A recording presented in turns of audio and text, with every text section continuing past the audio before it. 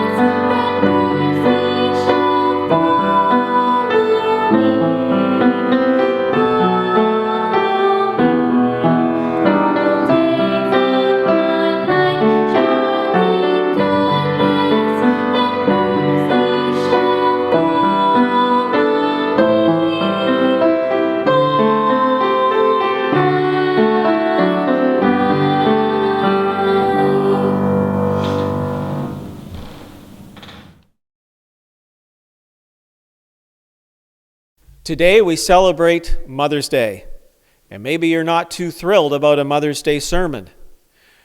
Maybe you feel tired of getting hammered on Mother's Day with unrealistic expectations. Or maybe you do not have children, and Mother's Day is difficult for you. But what I say today will be applicable to every person, no matter what age you are. And Proverbs 31 is often the first place people turn to when they want to know what the Bible says about being a godly wife and mother.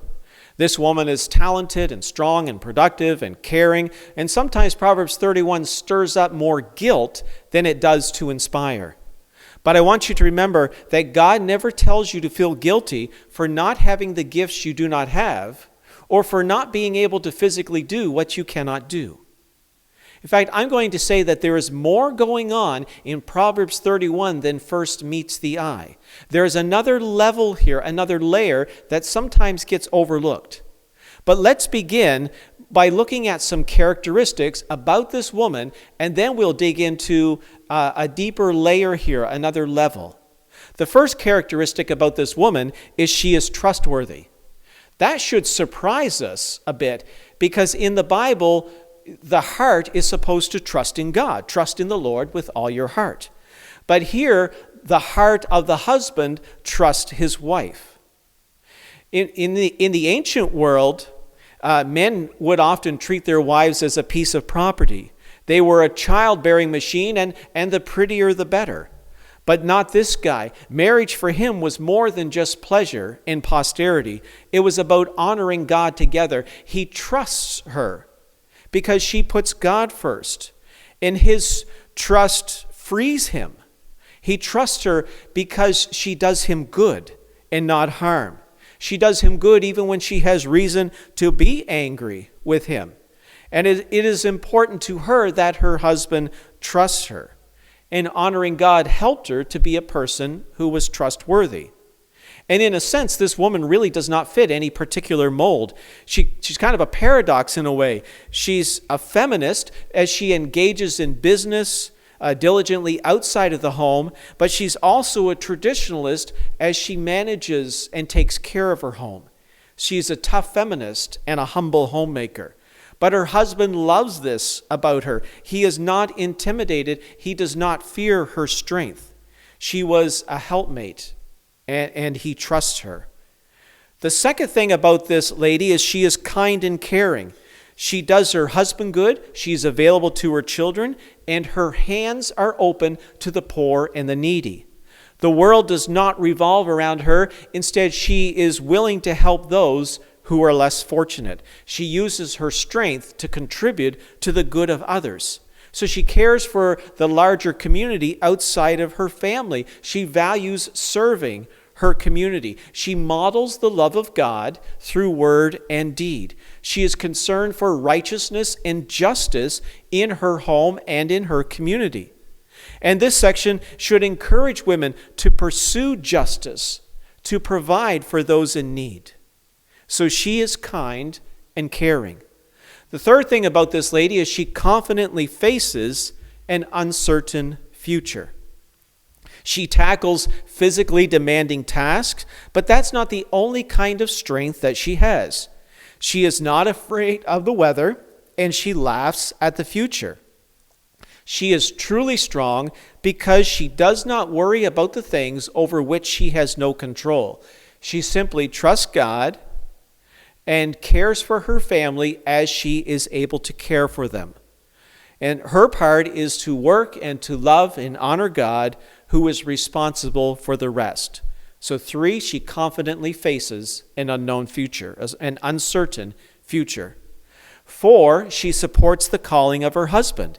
It says her husband is known in the gates when he sits among the elders of the land. She contributes to her husband's reputation. Her strength supports her husband's calling. Now, this does not mean that a woman needs a man in order to be spiritually complete.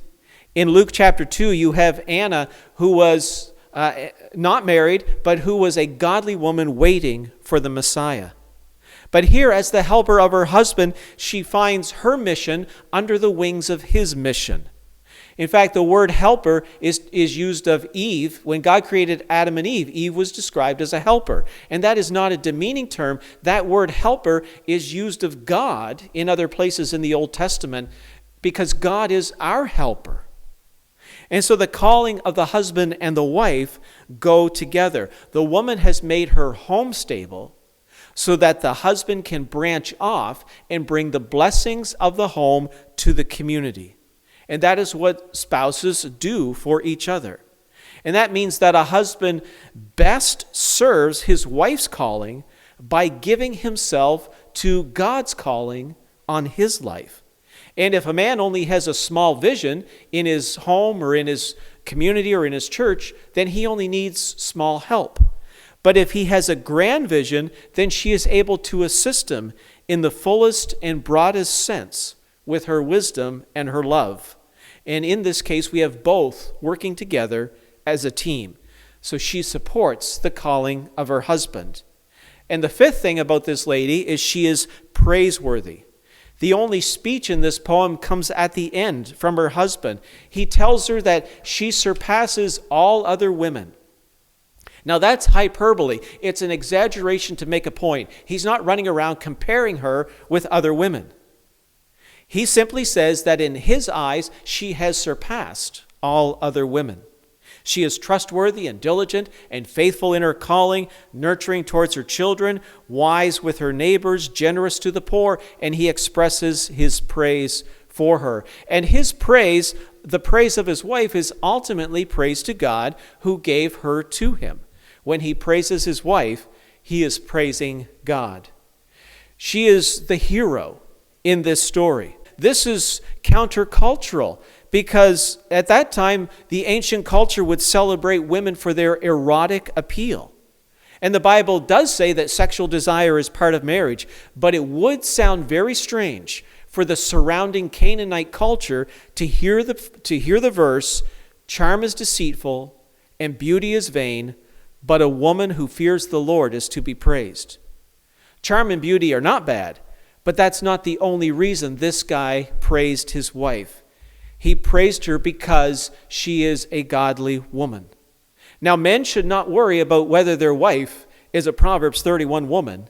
Instead, they should focus on being a Proverbs 31 man, because the Proverbs 31 man and the Proverbs 31 woman go together. This man is also wise, as you see from the rest of Proverbs. Now, I told you at the start that this would be a little bit different, but so far it hasn't sounded like that. But what if you took all of these characteristics that describe this woman and see them as descriptions of wisdom? So you could say that wisdom is trustworthy. Wisdom is kind and caring. Wisdom helps you to be kind and caring. Wisdom helps you to face an uncertain future. Wisdom helps you to discover God's calling for your life. And wisdom is praiseworthy. Are we right? Are we accurate in ascribing these things to wisdom? This is where we get into the second layer. There is more going on here than meets the eye. See, we know there's another layer here because of the way the chapter is written. First, this chapter is an acrostic. Each line begins with a separate letter of the Hebrew alphabet. It is arranged as a poem. And traditionally, this was recited by husbands and children in the Jewish culture on Friday night before the Sabbath, when they sat down to eat supper. The second thing about this passage is it is a chiastic structure. So you have this A, B, C, B, A. You have this building out to a main point in the center of the poem. What is the main point, the central verse of this poem? And it might surprise you to know that it is verse 23 that is the central verse. The verse says, "Her husband is known in the gates when he sits among the elders of the land." That will tell us something about the nature of the poem. The third thing about this passage is that all of the verbs in this passage can be translated in the past tense.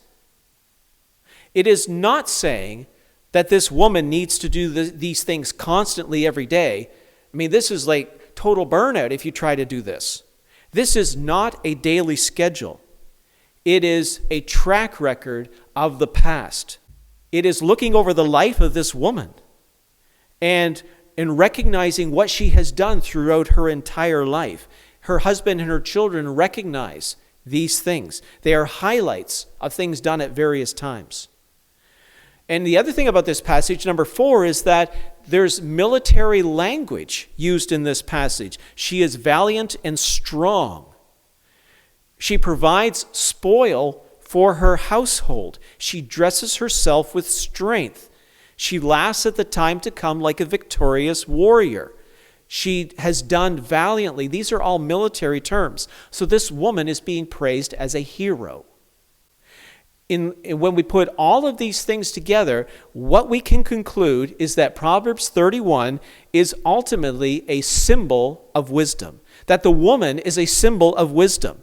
Now, the writer probably had some real person in mind when he wrote this, but he is not just describing an ideal wife. Did you ever notice in this poem that nothing is said about her personal relationship to her husband. Nothing is said about her relationship with God in this poem. If she is so ideal, then why would you overlook those things? This is not telling women they need to copy her activities. Instead, this whole passage tells us how wisdom blesses one's life. This woman in Proverbs 31 symbolizes wisdom. It was common in the ancient world to personify wisdom. And so this is an allegory praising wisdom. Just as a wife can bless her husband, so wisdom will bless the life of the one who pursues it. Wisdom is the ability to know right and wrong, to know what to do and when to do it. Now, so this poem praises Lady Wisdom. Interestingly, the book of Proverbs begins with a father telling his son to avoid Lady Folly, or to avoid the foolish woman. Here at the end of the book, he tells his son to embrace the wise lady, or Lady Wisdom. That is the book of Proverbs summed up. Avoid what is foolish in life and pursue wisdom in life that comes from God. You see, both foolishness and wisdom are personified in the book of Proverbs. The foolish lady is compared to an adulterous woman who cannot be trusted and who steals life instead of giving life. In contrast, Lady Wisdom models the fear of the Lord. Lady Wisdom can be trusted and brings blessing into one's life. That is why Proverbs 1:7 says, "The fear of the Lord is the beginning of wisdom. Fools despise wisdom and instruction." The book of Proverbs is a father telling his son to pursue wisdom and avoid foolishness. That wisdom is like a faithful, wise, trustworthy, virtuous, caring wife that will bless his life, that will build him up instead of bringing him down. The husband treasures the character of this woman because she brings him good, just like wisdom. Wisdom is God's gift to humanity. Wisdom impacts everyday life, and this is a poem reminding us to pursue wisdom. See, the opposite of wisdom in Proverbs is, as I said, is Lady Folly. She is described as a woman of smooth words whose lips drip honey. She is loud, seductive, sits at the door of her house, calling to those who pass by. And readers are warned, do not listen to her. Do not go her way. Her way will lead to death. Lady Wisdom will lead to life. So my question is, where do we find Lady Folly or foolishness today? A.W. Tozer said that Lady Folly works by the power of suggestion. Where do we find the power of suggestion today? Interestingly, on February 13th of this year, Brett McCracken wrote a blog article called this, "Social Media Algorithms Are Today's Lady Folly." Social algorithms continually suggest things to us. They tell us what to watch next or where to go. The power of suggestion tempts us to mindlessly scroll through social media feeds for hours a day. And many times we do that and we don't have a clear reason for doing so. And therefore social media can lead us into foolishness. We become susceptible to the images or the voices that are before us. And the more time you spend online, the better they can predict what you want and what will take you down certain paths. For example, if you click on a crazy cat video, then all of a sudden you will probably start to see more crazy cat videos show up. Social media knows so much about you. It knows how to get your attention. And it's not just social media, even the news we watch on TV can also cry out to us in a foolish way. We need knowledge and we need information. But excessive news consumption actually causes frustration and anxiety and division and quarrels.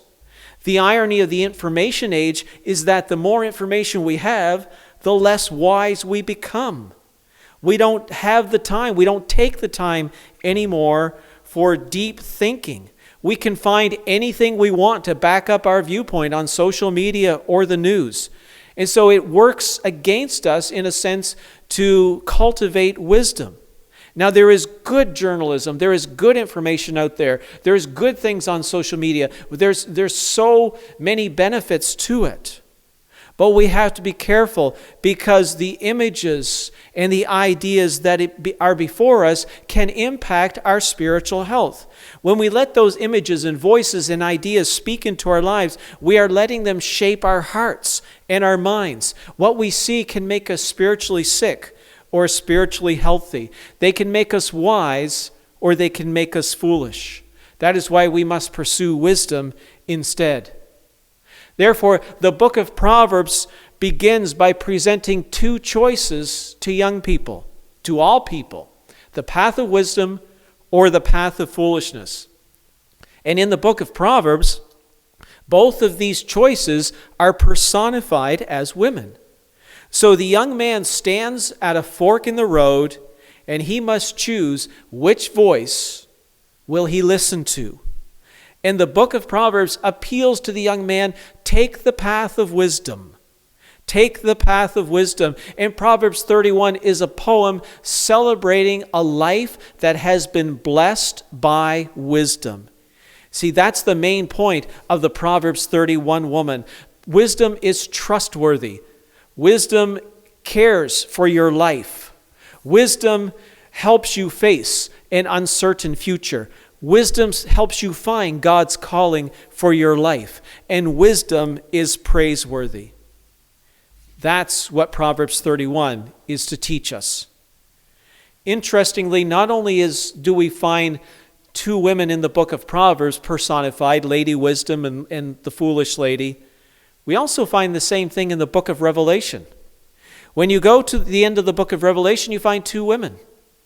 One is the prostitute of Babylon. That is a symbol of the seduction of the pleasures and the powers in this world. The other woman in the book of Revelation is the bride of Christ, who inherits the promises of life and who will live eternally with God. See, the Bible continually tells us that before us there are two roads. We will either choose the path of foolishness or we will choose wisdom. And it is in this sense that Proverbs 31 actually points to Jesus Christ. You see, in one sense, no woman or any person can ultimately live up to the standard presented here in Proverbs chapter 31. We all fail at living up to God's standards. We have all blown it and our lives are broken. Lady Wisdom drives us to God. It is in Jesus Christ we find the power and the wisdom of God. In 1 Corinthians 1:24, in 1 Corinthians 1:30, Paul says that Jesus Christ has become wisdom for us. He is our life and our hope. Jesus Christ is the pathway that we need to follow if we're going to find life with God, because wisdom has come through Jesus Christ. It is the wise person who turns from their sin, who turns from foolishness, who turns from those voices that would distract us and pull us away from God. It is the wise person who turns from that and turns to Jesus Christ. It is the wise person who trusts in Jesus Christ for salvation. And my prayer is that today you have done that you have found the wisdom that is in Jesus Christ, the wisdom and the forgiveness and the life that only comes through him. Amen.